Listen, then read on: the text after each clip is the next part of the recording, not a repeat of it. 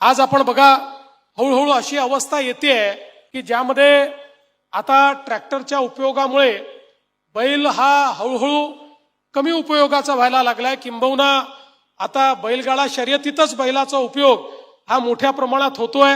बाकी उपयोग फार छोटा शेतकरी जो आहे तो अधिक करतोय। बाकी सगळं यांत्रिकीकरण चाललेलं आहे आणि म्हणून त्यातनं वेगवेगळ्या प्रकारच्या गोष्टी या ठिकाणी निर्माण होत आहेत। पण आज आवश्यकता ही आहे की पुन्हा एकदा आमच्या शेतीमध्ये आमचं जे पशुधन आहे या पशुधनाचं संवर्धन झालं पाहिजे। विशेषतः आमची गाय, हिला आम्ही ईश्वराचा दर्जा याकरता दिलाय, आईचा दर्जा याकरता दिलाय की ज्या प्रकारे आपल्या सृष्टीमध्ये जन्म देऊन आपली आई आपल्याला मोठं करते, तसंच आपण जर गोमातेचं जीवन बघितलं तर जन्मापासून मृत्यूपर्यंत आमची गोमाता आमची सेवाच करत राहते। आणि आज आपल्याला कल्पना आहे की या गोमातेला आपण राज्यमातेचा दर्जा दिला आणि आपण गोविकास आयोग या ठिकाणी तयार केला।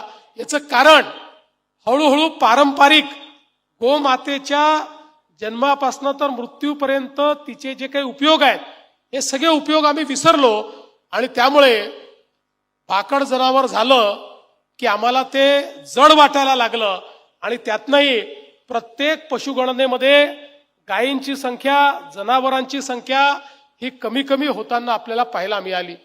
पण आज आपल्याला कल्पना आहे की इतक्या मोठ्या प्रमाणात वेगवेगळ्या प्रकारचे प्रयोग सुरू झाले आणि आता तर गोमूत्र आणि गायीचं शेण यापासून इतक्या वेगवेगळ्या प्रकारच्या वस्तू आता तयार व्हायला लागल्या।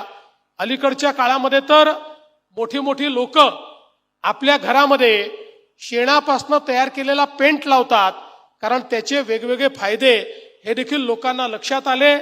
आज वेगवेगळे अनुसंधान करून ज्या प्रकारे वेगवेगळ्या प्रकारच्या औषधी या सगळ्या गोष्टींपासून तयार होत आहेत त्या देखील मला असं वाटतं की एक नवीन अशा प्रकारची व्हॅल्यू चेन या माध्यमातून तयार होते। पण त्यासोबत सगळ्यात महत्वाचं जर काही असेल तर आपले महाराष्ट्राचे राज्यपाल महोदय ज्या नैसर्गिक शेतीचा उल्लेख करतात त्या नैसर्गिक शेतीमध्ये आमच्या गोमातेचं या ठिकाणी अत्यंत मोठं महत्व आहे।